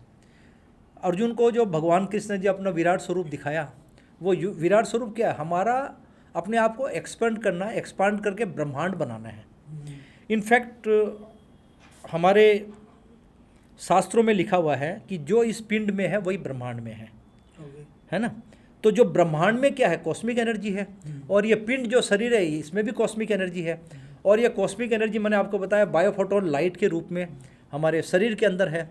तो चूँकि जो ब्रह्मांड में है ईश्वरीय चेतना, वो इस शरीर में ही है। तो मैं चूँकि ईश्वर का रिप्रेजेंटेटिव हूँ, मैं ईश्वर का पुत्र हूँ या मैं ईश्वर की पुत्री हूँ, तो जो काम ईश्वर कर सकता है वो काम मैं क्यों नहीं कर सकता या मैं क्यों नहीं कर सकती? हम मिनी गॉड है। एक्चुअली देखा जाए तो हर व्यक्ति छोटे स्वरूप में ईश्वर है। अगर उसके अंदर ये विश्वास हो कि चूँकि मैं ईश्वर का रिप्रेजेंटेटिव हूँ, मैं ईश्वर का प्रतिनिधि हूँ, तो मेरे अंदर विशालता है, मेरे अंदर विराटता है। लेकिन विशालता और विराटता के लिए आप स्वार्थ के अंदर जब तक बंधे रहेंगे ना साहब, तब तक आपकी विशालता और विराटता जागृत नहीं होगी। निस्वार्थ होकर जब आप काम करेंगे, आपका पर्पज़ होगा कि मुझे लोगों को बदलना है, आपका पर्पज़ होगा कि I have to transform the universe.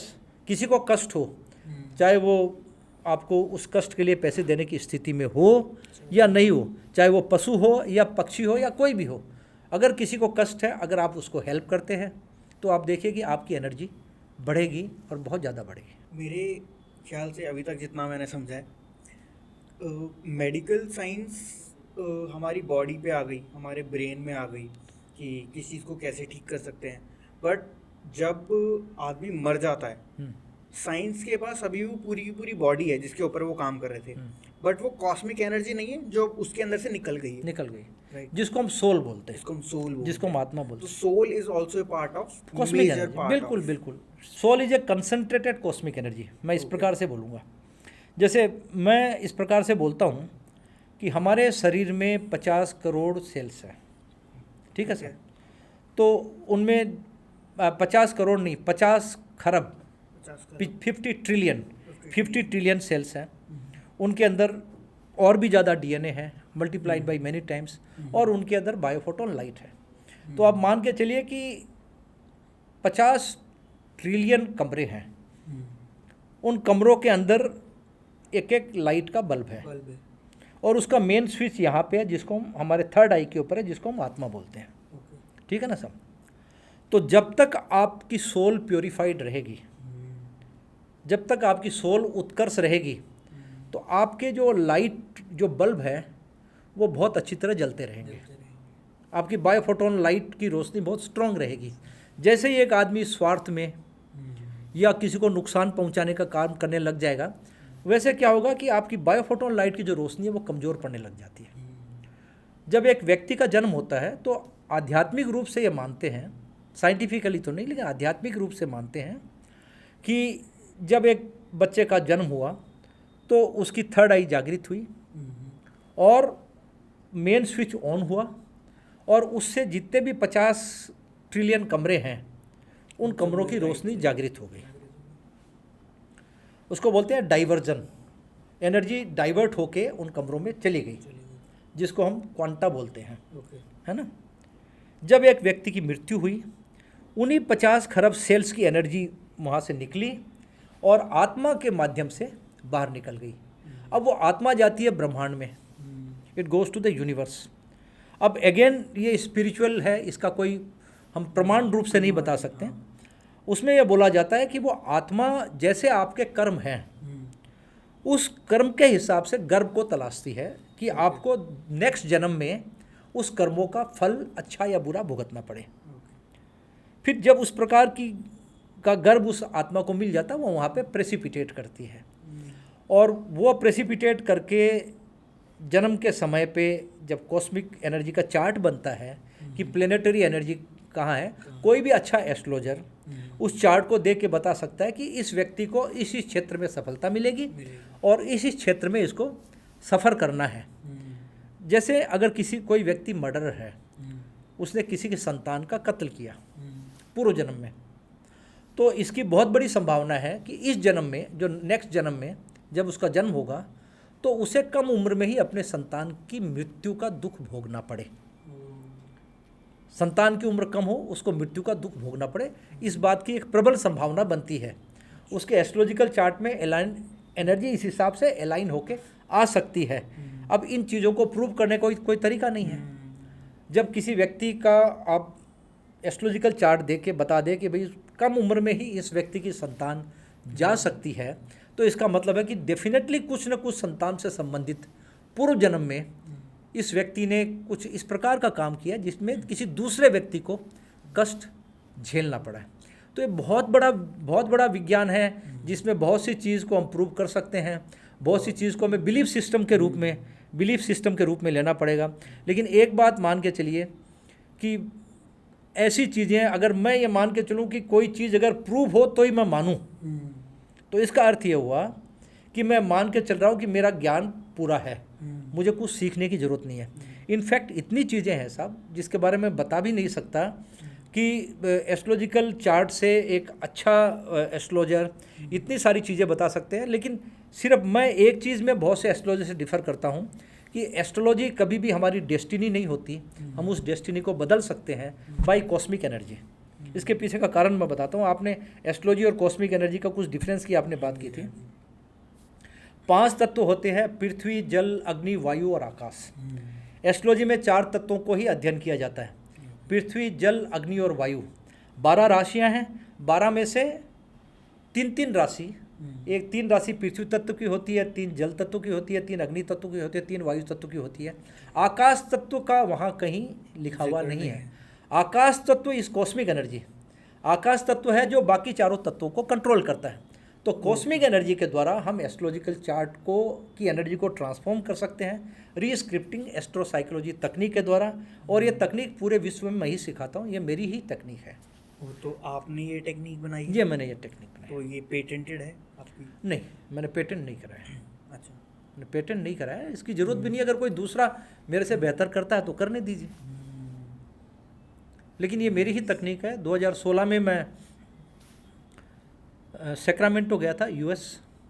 स्वामी इंद्र विजय जी महाराज है, उन्होंने मुझे बुलाया था। वहाँ पे उन्होंने, मैं करीबन 1.5 से 2 महीना रहा, मैं और मेरी वाइफ। तो हर सैटरडे संडे वो जो वेस्टर्न एस्ट्रोलॉजर्स थे, जिन्होंने वेस्टर्न एस्ट्रोलॉजी सीखी थी, जो उनके विद्यार्थी थे, उन्हें मैं वैदिक एस्ट्रोलॉजी सिखा रहा था हर सैटरडे एंड संडे उनके आश्रम में। स्वामी जी ने एक दिन मुझे बोला कि साहब, आप रेकी जानते हैं, आप कॉस्मिक कॉन्शियसनेस मॉड्यूल जानते हैं, आप कॉस्मिक एनर्जी हीलिंग करते हैं, तो आप ऐसी कोई तकनीक क्यों नहीं बनाते जिसके द्वारा हम किसी की भी जो एस्ट्रोलॉजिकल एनर्जी है उसको कॉस्मिक एनर्जी से ट्रांसफॉर्म कर दें। उसके बाद में 3.5 से 4 महीना मैंने इस पे लगाया और रीस्क्रिप्टिंग एस्ट्रोसाइकोलॉजी के नाम से तकनीक बनाई। तब से 2016 अक्टूबर में मेरी पहली क्लास थी, दिल्ली में 5 दिन की क्लास थी। और उसके बाद में कोरोना के बाद तो ऑनलाइन क्लास ही करता हूँ मैं, ऑफलाइन तो करीब करीब बंद ही हो गई, बिकॉज 2-3 साल तक कोरोना चला। और उसके बाद में ज़्यादातर लोग भी ऑनलाइन क्लासेस में अब इंटरेस्टेड होने लग गए। आज के टाइम में बहुत ज़्यादा सोशल मीडिया है, बहुत ज़्यादा इंटरनेट है, बहुत ज़्यादा पेनिट्रेट कर चुका है जब से लाइक जियो आया 2016 से ही। तो बहुत सारे लोगों के हाथ में फ़ोन दे दिया है जियो ने या बहुत सारी कंपनीज ने, जो कि एक फ़ोन को या फिर इंटरनेट को बहुत स्मॉल प्राइस पॉइंट पे ले आए हैं। इसकी वजह से एक अच्छी चीज़ हुई है कि लोगों के पास इंफॉर्मेशन बहुत इजीली पहुंच रही है, बट ये भी हुआ है कि वही एक सिक्के के 2 पहलू होते हैं। तो दूसरा पहलू क्या है, वो एंजाइटी, स्ट्रेस, इन सब चीज़ों से, मान लो कि कल को कोई लड़की स्टार बन जाती है और गलती से उसके मुंह से कुछ निकल जाता है मीडिया में, तो लोग बहुत ज़्यादा उसको क्रिटिसाइज कर देते हैं, है ना। अब वो गिल्ट में आ जाती है कि ये क्या हो गया, ये कैसे हो गया। सेम हर आदमी के साथ चल रहा है, चाहे वो ऑनलाइन चैट कर रहा है किसी के साथ, चाहे उसके साथ कोई फ्रॉड हो गया, स्कैम हो गया। तो एंजाइटी, डिप्रेशन, ये पहले के ज़माने में मुझे लगता था कि आज से 10 साल पहले की बात करूँ तो ये बहुत दूर था हमारी नॉर्मल लिविंग लाइफस्टाइल से। आज के टाइम में वो बहुत ज़्यादा हमारे आस पास आ गया है कि कुछ भी छोटी सी चीज़ भी हमको इफेक्ट करती है, हम एक बहुत ज़्यादा डीप सोच में चले जाते हैं कि यार ये मेरे से क्या हो गया, राइट।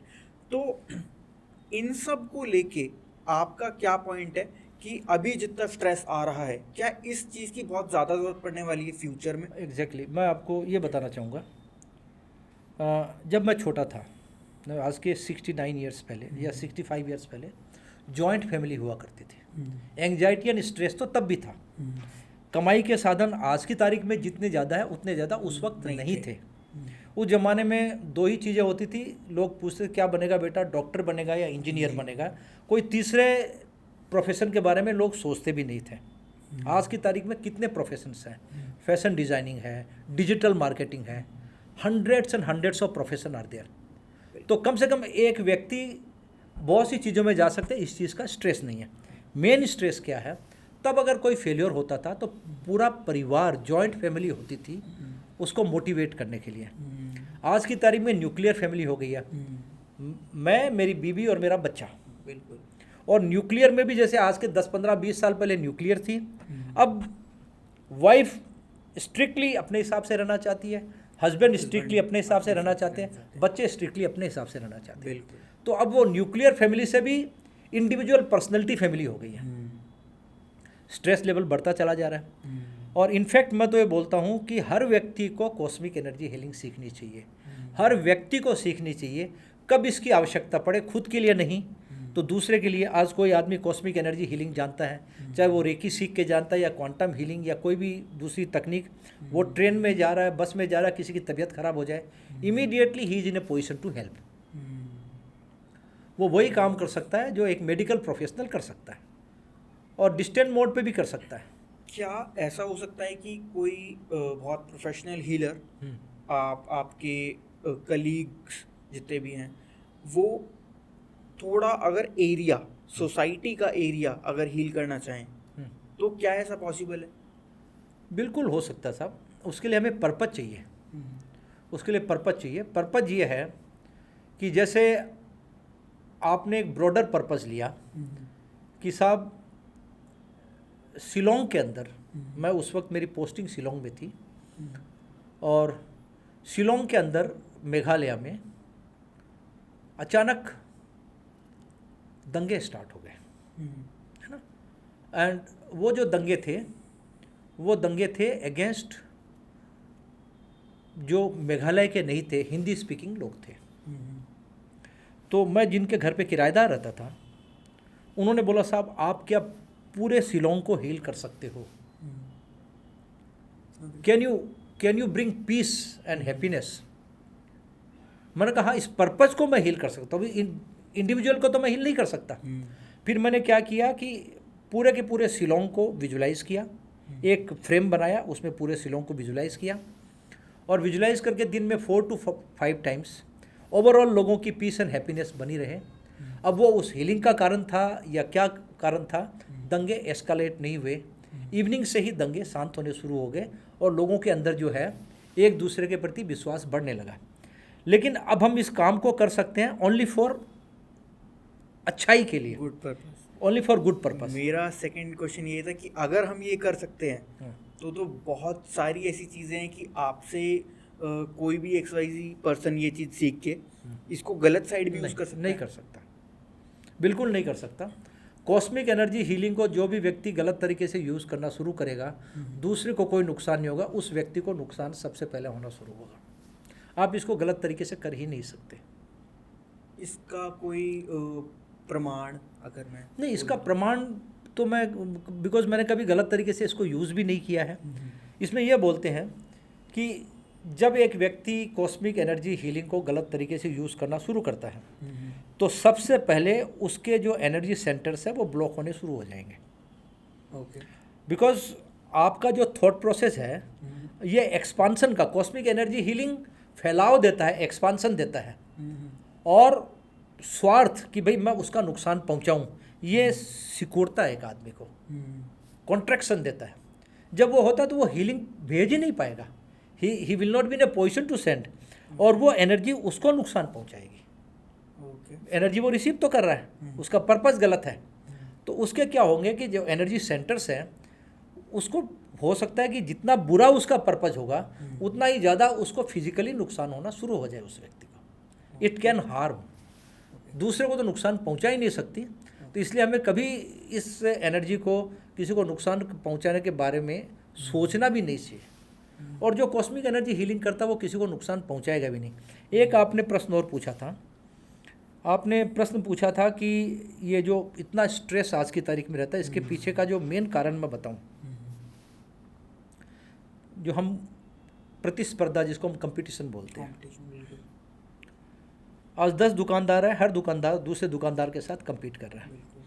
इस चीज़ से उभरने का एक ही तरीका है, सिर्फ एक आदमी से compete कीजिए और वो आप स्वयं हैं। Only compete with your self. आज आप डिजिटल मार्केटिंग में हैं, आज आप डिजिटल मार्केटिंग के 5 प्रोसेस जानते हैं। आपका ये होना चाहिए कि 6 महीने में मेरे पास डिजिटल मार्केटिंग के 10 प्रोसेस का मैं एक्सपर्ट बनूंगा।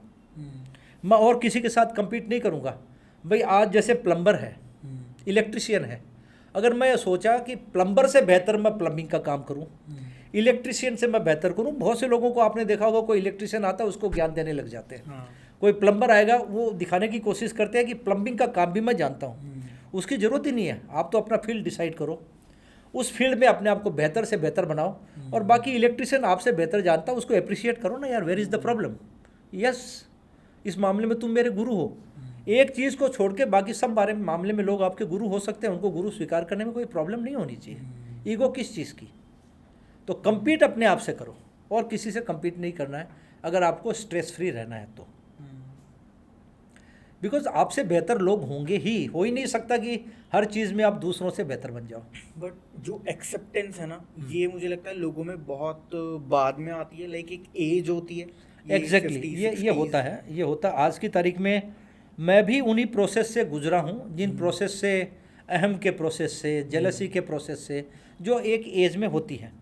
लेकिन आज एट द एज ऑफ 69 पूरे सर्विस करियर को देखने के पश्चात, उसके बाद में 9 years in the field of cosmic energy healing, जब आज की तारीख में मैं इस कंक्लूजन पे पहुंचा हूं पिछले कुछ सालों से कि किसी दूसरे व्यक्ति से compete करने का कोई अर्थ ही नहीं है। Only compete with your self.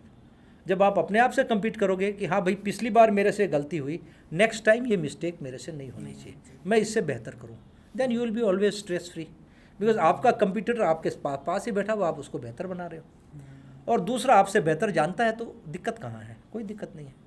जब आप अपने आप को बेहतर बनाते रहोगे, आज की तारीख में इसी फील्ड का ज्ञाता जो आपसे बेहतर है, वो तो समझ के बैठा हुआ है कि I am the best, I am the best. जब समझ जाए, उसके ऊपर जाने की वो सोचेगा भी नहीं।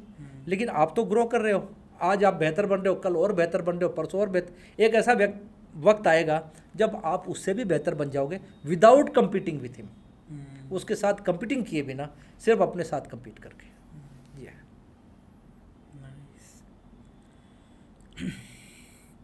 तो नेक्स्ट क्वेश्चन मेरा है कि आपका जो सेंटर है, आपका जो ट्रेनिंग इंस्टीट्यूट है, वो विपासना सेंटर्स हुए और मेडिटेशन सेंटर्स हुए, उनसे कैसे अलग है? देखिए साहब, विपासना सेंटर में तो पूरा साइलेंस में रखते हैं। जितने भी 8 दिन, 9 दिन, 10 दिन का उनका पूरा प्रोग्राम होता है, दे फॉलो टोटल साइलेंस। सुबह से लेकर शाम तक you are not allowed to talk with anybody उस प्रोसेस के दौरान। तो वो आपकी अंदर की आवाज़ जो है, उस जो अंदर मान के चले कि जो समुद्र की लहरें आपके अंदर, उनको शांत करने की कोशिश करते हैं। और एक ऐसा स्टेट आता है जब आपको इतनी मन की शांति मिल, हालांकि मैंने विपासना की नहीं है, लेकिन जिन लोगों ने विपासना की है उन लोगों से मुझे बता, लास्ट के दिनों में उनको बहुत शांत महसूस होने लग जाता। तो एक प्रकार से हम जो 0 पॉइंट एनर्जी की बात कर रहे हैं कि 0 पॉइंट एनर्जी को हमें अपने ऊपर ले जाना चाहिए, विपासना के माध्यम से आप 0 पॉइंट एनर्जी पे चले जाते हैं। मेडिटेशन के माध्यम से भी 0 पॉइंट एनर्जी पे जाते हैं। उनका तरीका अलग होता है कि आप एक जगह पे ध्यान को कंसंट्रेट करते हैं, और ध्यान को कंसंट्रेट करके आपके मन के विचारों को शांत करते हैं, आप 0 पॉइंट एनर्जी पे जाते हैं। और कॉस्मिक एनर्जी हीलिंग के द्वारा भी हम 0 पॉइंट एनर्जी पे जाते हैं। विपासना और मेडिटेशन में आप किसी दूसरे व्यक्ति को जो दूरस्थ है, उसको आप सहायता नहीं कर सकते, उसको आपको अपने सेंटर पे बुलाना पड़ेगा। और आपका एक प्रोसेस है, उस प्रोसेस के हिसाब से आप मन को शांत करेंगे। मेडिटेशन का एक प्रोसेस है, उसके हिसाब से, और बहुत लिमिटेड प्रोसेस है। हमारा तो अनलिमिटेड है। Cosmic energy is for anything. वो तो सिर्फ आपके विचारों को शांत करेंगे, हम आपकी समस्याओं को ठीक करेंगे। विचार तो बदलेंगे ही, समस्याओं का भी समाधान होगा, अपॉर्चुनिटीज़ फ्लो करेगी, और बहुत सी चीज़ें, ब्रह्मांड चूँकि सब कुछ आपस में जुड़ा हुआ है, ईश्वर कहाँ से अपॉर्चुनिटी ला के देगा, you never know. Opportunity flows actually. एक मेजर और डिफरेंस मैं पूछना चाहता हूँ, अगर होता है तो, कि जैसे विपासना सेंटर्स होते हैं, उसमें मेडिटेशन करते हुए मेडिटेशन सिखाई जाती है। ऑल्सो कुछ गुरुओं के या कोई भी अगर वहाँ पे प्रवचन चलते हैं उनके, वो पॉजिटिव एनर्जी एक के रूप में काम करते हैं उन लोगों के लिए जो कि वहाँ पे बैठे होते हैं। वो जो मेडिटेशन सीखते हैं, जो मेडिटेशन वो फील करते हैं, जिस तरीके को वो लेके आते हैं, क्या वो मेडिटेशन के तरीके आपके मेडिटेशन के तरीके से अलग है? बिकॉज आई एम श्योर कि आप जो प्रोसेस करते हैं उसमें मेडिटेशन कहीं ना कहीं आती है। बिल्कुल आती है सर। जब आप कॉस्मिक एनर्जी हीलिंग करते हैं तो ऑटो प्रोसेस में आप मेडिटेशन पे चले जाते हैं। आप मेडिटेशन का प्रयास नहीं करते हैं, ऑटो प्रोसेस पे आप मेडिटेशन पे चले जाते हैं, और बहुत डीपर लेवल मेडिटेशन पे आप चले जाते हैं। और कॉस्मिक एनर्जी जो रिलीज होती है वो सामने वाले व्यक्ति के पास जाती है, उनके अंदर प्रवेश करती है, उन्हें ठीक करती है। तो जो हम हीलिंग करते हैं, healing is also A meditation. लेकिन नेचुरल प्रोसेस ऑफ मेडिटेशन है, उसमें ये नहीं है कि साहब हम आंख बंद करके बैठ गए, यहाँ पे कंसंट्रेट करें। हम सिर्फ हमारे हीलिंग प्रोसेस को स्टार्ट करते हैं और किसी व्यक्ति को हील करते हैं। तो उनका तरीका मेडिटेट करने का और आपका तरीका अलग अलग है? अलग है, डेफिनेटली अलग है। पर्पज एक ही है, पर्पज एक, लेकिन हमारा बहुत एक्सपांसिव है। वो आपको लाभ पहुंचाने के लिए अपने सेंटर पे बुलाएंगे, मेडिटेशन सेंटर पे बुलाएंगे। वहाँ पे सिर्फ आपका लाभ हो रहा है? वहाँ पे सिर्फ आपका लाभ हो रहा है। हाँ, वहाँ पे सिर्फ आपका लाभ हो रहा है, लेकिन आप ऐसी स्थिति में नहीं है कि आज की तारीख में आईसीयू में कोई मरीज है या आज की तारीख में कोई ऐसा व्यक्ति जो सुसाइडल टेंडेंसी में है, उसको बिना बताए बिना उसके विचारों को बदल दो। That is not possible.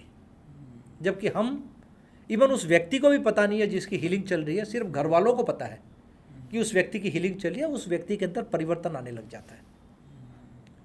That is the main thing. Sir, कोई एनी स्पेसिफिक टेक्निक आप बता सकते हैं व्यूअर्स को, जो कि लोग घर बैठे इजीली, वो जो कभी थोड़ा फ्री हैं तो वो प्रैक्टिस कर सकते हैं टू गेन दैट ज़ीरो? बिल्कुल। देखिए, जो एक बहुत सरल तरीका है, आप आंखें, कोई भी व्यक्ति आंख बंद करके बैठ सकता है। आंख बंद करके बैठेगा, एक ऊर्जा का महासागर देखेगा। ऊर्जा के महासागर के ऊपर कमल के फूल को देखिए। उस कमल के फूल के ऊपर अपने शरीर को देखिए, detached body, not this body. आपका एक डिटैच्ड बॉडी, आपका एक शरीर अलग होकर यहाँ से निकल रहा है, उस कमल के फूल के ऊपर बैठ रहा है, जो कि उस ऊर्जा के महासागर में है। लेट दैट लोटस, वो कमल का फूल उस ऊर्जा के महासागर में फ्लोट करे कुछ समय तक। लहरें धीरे धीरे शांत होने लगे, एकदम स्टिल वाटर, पानी एकदम शांत हो जाए। ब्रह्मांड से आप कॉस्मिक ऊर्जा की बरसात करें, अपने आप को पूरा कॉस्मिक एनर्जी से भिगो लें, और उसके पश्चात 10 से 15 मिनट के बाद आंखें खोल दें। You will be totally peaceful, एकदम आपको मन की शांति मिलेगी। लेकिन ये आपकी मन की शांति के लिए आप हीलिंग नहीं कर पा रहे इस प्रोसेस। इससे बस कोई भी अपने आप को शांत कर सकता है, अपने थॉट्स को शांत कर सकता है। बिल्कुल।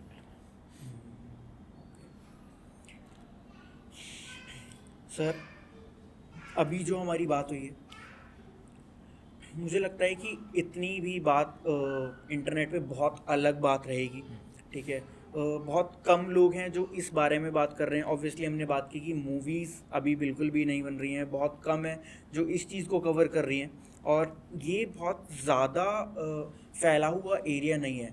लोग अभी भी अनअवेयर हैं इन सब चीज़ों के बारे में, लाइक हॉस्पिटल भी नहीं बताता इन सब चीज़ों के बारे में, राइट। तो आप व्यूअर्स को एक क्या कुछ बताना चाहेंगे जिससे कि? बिल्कुल साहब, मैं व्यूअर्स को एक चीज़ बताना चाहूँगा। सबसे पहले अपने इनर बिलीफ सिस्टम को स्ट्रॉन्ग बनाएं। बिल्कुल, दैट इज़ ए मस्ट। अगर कोई भी व्यूअर ये मान के चलेगा कि किसी चीज़ को अगर मैं प्रमाणित कर पाता हूँ या कोई चीज़ प्रमाणित होती है तभी मैं विश्वास करूँगा, तो वो हीलिंग को नहीं सीख पाएंगे। आप तो इस चीज़ को मान के चलिए कि अगर कोई मरीज़ ठीक नहीं हो रहा है मेडिकल साइंस से, और 15 दिन की हीलिंग के पश्चात वो मरीज़ ठीक होने लग गया, आपको और क्या प्रमाण चाहिए? जिस एनर्जी को मैं भेज रहा हूँ उस एनर्जी को आप किसी लैब में देख ही नहीं पाएंगे। सीधी सी बात है, कोई मरीज़ ठीक नहीं हो रहा है, 15 दिन पहले मेडिकल साइंस 3 महीने से चल रही थी, दवाइयाँ 3 महीने से चल रही थी, हीलिंग जब से शुरू हुई तब से मरीज़ ठीक होना शुरू हो गया। That is the proof that healing is working. That is the proof that healing is working. अगर आप बोले साहब आप जो लहरों को भेज रहे हैं, आप जो क्वांटा को भेज रहे हैं वो मुझे दिखाओ, मैं नहीं दिखा सकता, simply not possible. But awareness के लिए क्या करना चाहिए हमको? देखिए, अवेयरनेस के लिए तो विश्वास करना चाहिए पहली बात। तो इसलिए मैं क्या करता हूँ, कई बार जब हील करता हूँ, मेरे पास पेशेंट आते हैं, मैं बोलता हूँ साहब फर्स्ट 3 डेज़ मैं कॉम्प्लीमेंट्री हीलिंग दे रहा हूँ। 3 दिन में अगर उनको आराम लगने लगे then I will talk further, हम बात करेंगे। 3 दिन में आराम मिलने लग जाता है, फिर लोग बाग आगे हीलिंग कंटिन्यू कराते हैं। तो अमूमन मैं फर्स्ट 3 डेज़ की हीलिंग, और उसमें कुछ ऐसे भी लोग होते हैं जो 3 दिन में उनको आराम मिला, उसके बाद वो आगे नहीं कराना चाहते, उनकी मर्जी, दिस अप टू देम। लेकिन वो ऐसा करके बहुत बड़ी गलती करते हैं।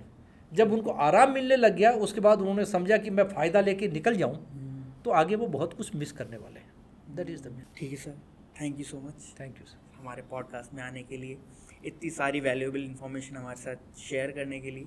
एंड ऑब्वियसली हम आपको यहाँ पे और देखना चाहेंगे। ये एक है, शायद अगले और 10 एपिसोड का कंटेंट है आपके बिल्कुल पास। बिल्कुल बिल्कुल, जब भी आप चाहें, आप जैसे आप रिलेशनशिप के बारे में एक अलग से आप टॉपिक रख सकते हैं कभी, बिल्कुल, है ना, तो हम इसमें बात कर सकते हैं, कोई दिक्कत की बात नहीं है। Thank you so much sir. Thank you sir, thank you. So much.